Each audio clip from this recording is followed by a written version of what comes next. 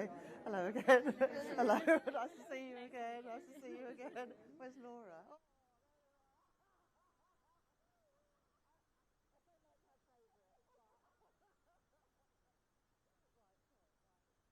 Sorry. Good afternoon, everybody. And I delivered my budget earlier today, and it was a budget to cut the cost of living, to cut the debt and borrowing, and crucially to cut NHS waiting lists. And that's why I'm really pleased to be here this afternoon with people that make that happen, the nurses, the doctors, all the staff here at the hospital. And I want to say a big thank you to everything that you do. And I know that Kia and Wes said it to you earlier, but you know, you really are an inspiration, and to be able to come and see where that money is going is really, really important to me as we put the money into those new neighbourhood health centres and the new technology to use in the NHS to support patients, but also give you the tools that you need to do their job. I think we're going to take a few questions now from the media, and Gemma, a few months ago I promised that Look North would get the first question post budget, and I'm going to deliver on my word, Gemma, so I'll talk directly to the people of West Yorkshire, but especially Leeds. Yes, well, it's good to see you keep a promise, Chancellor.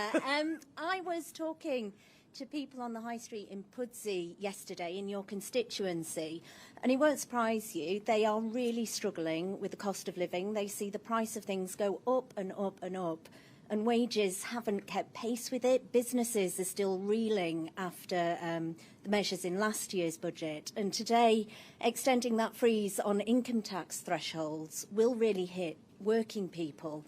So when you're back up north, what will you say to your constituents? Can you look them in the eye and say things are going to get better because of the budget?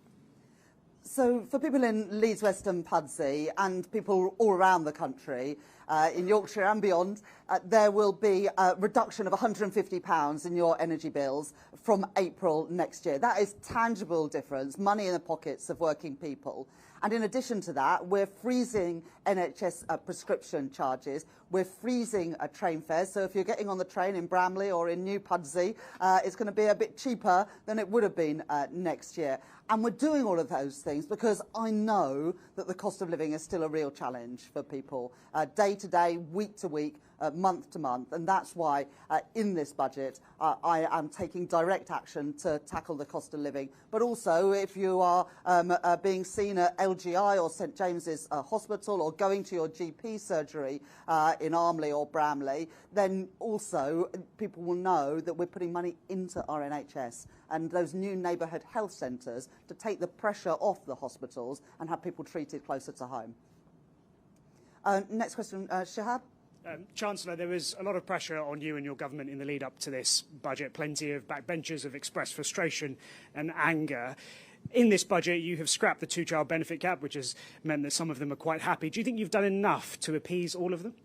My focus in the budget is on the country and the people who elected us into government last July. I know that the number one concern for people is the cost of living, which is why we've taken £150 off of people's bills by removing some of those levies and the eco scheme, which has been an utter failure, and using that money to cut people's bills. But just chatting here to some of the nurses and other staff at the hospital, the two-child limit and getting rid of that has a benefit beyond those families, because so many patients who end up in hospital, so many kids who end up in hospital are there because of respiratory conditions, be in poor quality temporary accommodation. The cost to local councils of that, but also the cost to the NHS and in our schools as well. When I talk to teachers, especially in schools, about going into school not because of the conditions at home, whether that's a cold house or not enough food to eat. So getting rid of the two-child limit is about addressing child poverty and also reducing some of those costs on other parts of the system, including in our schools. Beth. Thank you. Chancellor, today you've announced that you're extending the freeze on tax thresholds. It will raise £8.3 billion. In the budget in 2024, you said extending the threshold freeze would hurt working people. It would take more money out of their pay slips. I am keeping every single promise on tax. made in our manifesto. I say to working people, I will not increase your national insurance, I will not increase your VAT, I will increase your income tax. Today you've just broken your manifesto pledges and your promise to millions of workers in the budget last year you would not extend the threshold. In good conscience, can you stay on in your job? In the manifesto, we were very clear as the rates of income tax, national insurance and VAT. But I'm not going to get into this. I recognise that we are asking people to contribute more. Those allowances. They were already frozen by the previous government from 2021 to 2028, and we're freezing them for a further 3 years. And I do recognise that as ordinary people to pay a little bit more. But I've managed to keep that contribution as low as I possibly can by closing loopholes and asking you to pay more. That's why there will be a surcharge on properties worth $1 billion. It's why we're increasing taxes on savings and property. And we're getting a grip of some of the waste in the way by taking out of Motability, more placements for disability benefits, so we keep that contribution from working people as low as possible.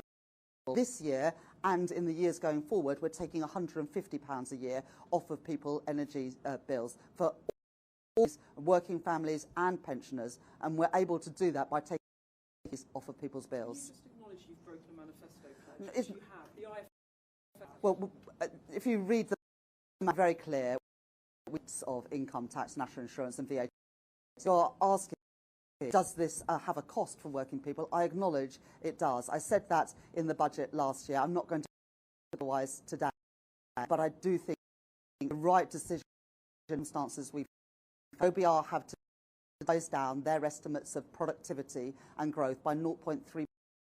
They say that that will take out £6 of tax revenue we would otherwise have brought in, and they are very clear that is not because of any decision that this government has last 16 months. It is what's happened in the previous 14 years. Brexit, the pandemic, and frankly the austerity and chaos from the previous government. And we're all having to pay a price to that. And it's my job to make sure that the numbers add up so that we can ensure we grow our economy, keep interest rates falling, and keep inflation down. Joe. Chancellor Joe Pike, BBC News. The income tax threshold will see millions of people paying more tax while at the same time are being increased. Is that really to working people? And a second question, if I may, when did you find out that the had unveiled your budget before you had? As I said to Beth, I do recognise that freezing the income tax and national insurance thresholds for a further 3 years after the Conservatives for 7 does mean that we're asking people to pay a little bit more. We're freezing them from 2020, and we are putting money in people's pockets now off their energy bills.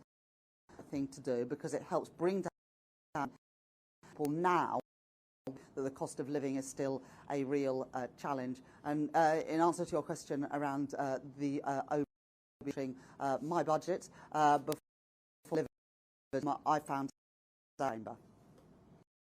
Paul. Hello, Chancellor. Look, the OBR says that you will £6 billion a year for special educational needs, but you provided no explanation where this money came from. Schools are going to have to stump up the cash themselves. Guarantee per will not go down. Next 2 years, clearly in the we've extended the statutory override for local authorities, and we in the spending review. Bridget Phillipson, the Secretary of State for Education, is at the moment sent out money. That's about them that actually needs their parents schools, and she the new year. I believe that we should, wherever possible, integrate children into mainstream schools. That's not always, but I would like to see that happening more. But it would be up to Bridget to set out those reforms. But as I say, we have extended the statute for the next, and we put more money into the schools budget just before the summer. Lewis from ITV Digital. Hello, Chancellor. You minimum wage sounds like good news for the employment problem in this country, and you are freezing national insurance thresholds for employers. So isn't that stop businesses and drive up unemployment? Increase the national minimum wage for 8-year-olds from £10.85. We've increased the minimum of the national living wage from £12.20 an hour, giving a paying around 2.5 million of the lowest paid people in our country. And that is the right thing to do, because if you go every day, you should be able to pay the bills and pay the rent or the mortgage. But we know that that's reality for many people today. Paying minimum wage in the national still not the rates of the real living wage that is calculated independently. Something to increase money in people's pockets. The that don't have enough lending on the discretion, whether that's a meal, a night out, a weekend away with the family, high street and so putting more people economic policy as well do.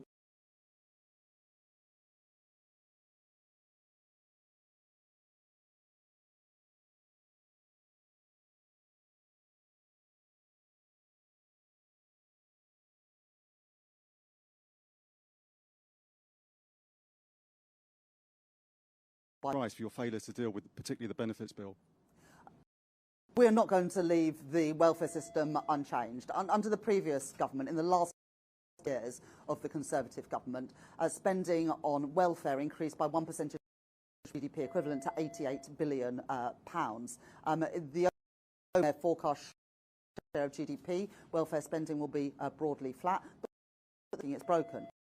Some reforms so that if you live abroad, you can't pay nominal amounts of money, state pension, to face assessments for disability. Mel Stride, when he was secretary, reforming Motability, so it original purpose of affordable leases, not subsidising Mercedes-Benz.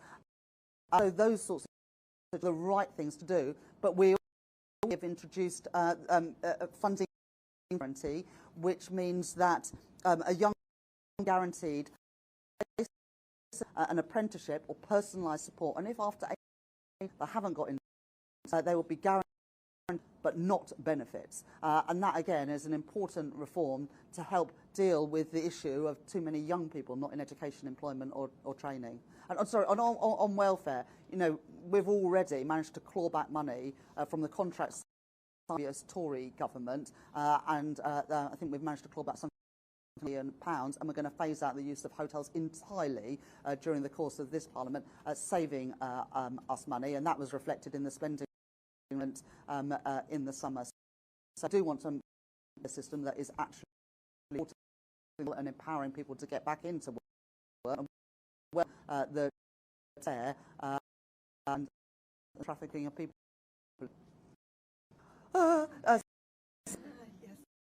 Sophie Huskisson.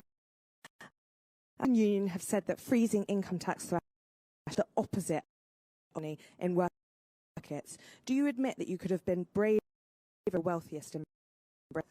So, as I've said, I realise that we are asking everyone to make a contribution for the security of our country and the brightness of its future. I said that in the speech today, and I also said in the speech today that I'm not going to pretend that that is not asking for a contribution. The Tories, when they were in office, froze the thresholds.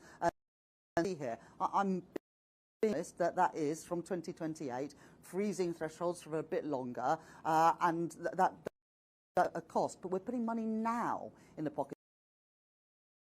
It's pounds off their bills, money off of rail fares, of frozen prescription charges, as well as fully funding the childcare offer of 30 hours of free for more free for half of parents are on universal. All these things in the ordinary working, the increases in the national minimum wage and the national set out today. But look, you can see the distribution analysis tables in the budget documentation that came out today. This is a budget. The biggest winners are those on the lowest incomes and those who were asking with the broadest shoulders. Those is £2 million. The landlord who pays less tax than their tenant. Those are the right things to do, and they're progressive reforms.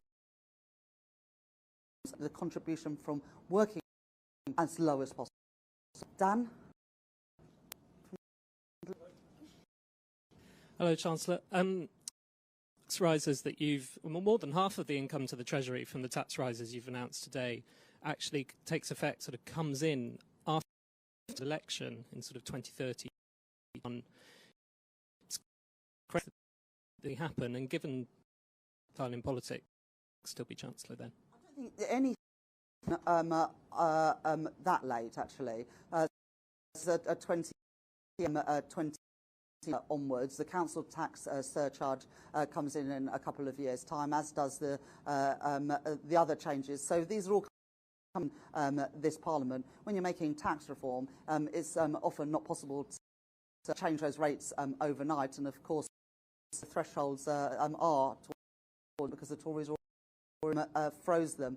But we're also making savings right now through getting rid of things like police and crime commissioners, reducing the cost of local government with fewer councillors, as well as selling land that the government no longer has a need for. So there are savings we're making right now, as well as asking public services to make efficiency savings worth a further 0.5% from 28-29. So these are, and what you see actually in the forecast is the deficit coming down every single year, because I think it is that we are consolidating. We're not going to be spending more than we can afford, and the IMF, I believe, have confirmed we have the fastest rate of consolidation finances of any country in the G7. I can do one more. She's the real boss. Yeah. Anna Mihailova, Times Radio. A year ago, after a big budget, you said not becoming buses.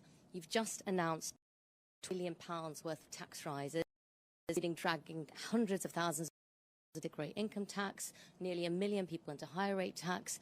Can you reassure people you will not be? Well, look, last year I had to fill the £22 billion in the public finances left by the Conservatives. What we didn't know then, as well as that public finances, that productivity growth was weaker than the Office of Budget Responsibility then forecast. They've been really clear in their available before the budget that productivity forecast is 0.3 percentage points lower a year. That growth to the same amount reduces tax revenues by £60 million, and we can beat those forecasts. We've beat them this year. The OBR said the economy was going to grow by 1% this year. We've grown it by 1.5%. And we'll beat the forecasts. A Conservative legacy is not our country's destiny, but we also all experienced it just that if you ignore the pay a huge cost of government and then buy borrowing from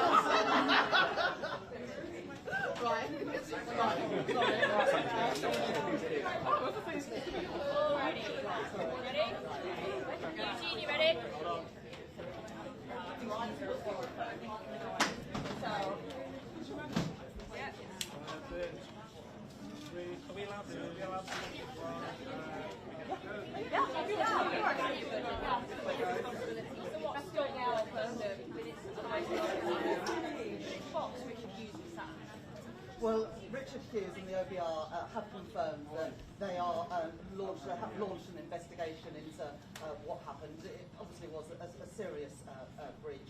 They've apologised for that and put out a full statement. So leave aside, are you happy with the market reaction today? I think it's best for chancellors not to comment on what's going on in the markets. But what I was determined to deliver today, as well as cuts to the cost of living and cuts to NHS waiting lists, was cutting borrowing and the debt. And you can see in the budget today the increase in headroom, more than doubling the headroom to £21.7 billion, and indeed meeting that target on the stability rule a year early. When you talk about cutting borrowing, the Institute for Fiscal Studies says it's a spend now, pay later budget. What do you say to traders who are still concerned that this fiscal tightening is backloaded? Well, listen to the IMF, and the IMF say that there is a faster rate of consolidation in the UK than in any G7 economy, and we see that that borrowing as a share of GDP falling right through the forecast period. After hovering around 5% for many years, we are actually getting that down. Well, the Resolution Foundation says this budget leaves much of the fiscal repair job to 2028 and beyond. Well, some tax reforms, like the high-value council tax surcharge, take a while to introduce, and also want to make sure that we get these things right. And similarly, the changes with the further freeze in the tax allowances, they've been frozen after they were already frozen for 7 years from 2028. But there are also real savings in spending right now, with better balance sheet management, cracking down on some of the waste and inefficiencies, and indeed introducing a further efficiency drive within our public services. So this is not all about tax. We've also taken measures on the spending side as well. You mentioned the freeze on income tax thresholds for 3 years. It's going to create millions of new taxpayers. Do you accept that features the spirit of your manifesto? Well, the manifesto was clear that we wouldn't increase the rates of income tax, national insurance or VAT, but I do recognise, and I said this clearly in the House of Commons today, that freezing the thresholds for a further 3 years after they were already frozen for 7 years under the previous government does mean that I'm asking ordinary people to contribute more. I think that is a fair thing to do in the wake of the productivity downgrade from the Office of Budget Responsibility, which will see £16 billion less come in terms of tax revenue. But I've kept that cost on ordinary working people as low as possible by closing loopholes in the tax system and by introducing some taxes, for example, on EV charging, which the previous government ducked, even though it's been a ticking time bomb for some time. But do you accept the ABR's conclusion that this stealth tax rise is going to reduce economic output because of the financial incentive against working in order to fund spending on health? I think the OBR have been pretty clear that no measures in this budget impact their growth forecast. Indeed, they point to things like the Indo deal, the planning and infrastructure bill as being positive for the economy. And indeed, our changes to universal credit will result in an additional 15,000 people in the workforce in the next few years. Well, overall, the OBR says none of your policy measures boost growth. What does that say about the government's growth ambition? Well, in the spring, you'll remember that they scored £6.8 billion, the biggest ever non-fiscal scoring that their OBR have ever done for our planning reforms. Just a couple of days ago, the planning and infrastructure bill was in the House of Lords. That is now almost complete, just one more return to the House of Commons, and then that bill will get royal assent. And the OBR haven't scored the India deal, the EU deal, or the US deal. And that's why I'm confident we can beat these forecasts on growth. We've beaten them this year with 1.5% growth now forecast, not the 1% they forecast in the spring. And I'm confident that we can beat those forecasts again. So finally, Chancellor, you've effectively just broken your promise made after the last budget not to raise taxes again. Will you now rule out more tax rises, whether directly or by stealth, this Parliament? So last year I had to close the black hole in the public finances left by the Conservatives.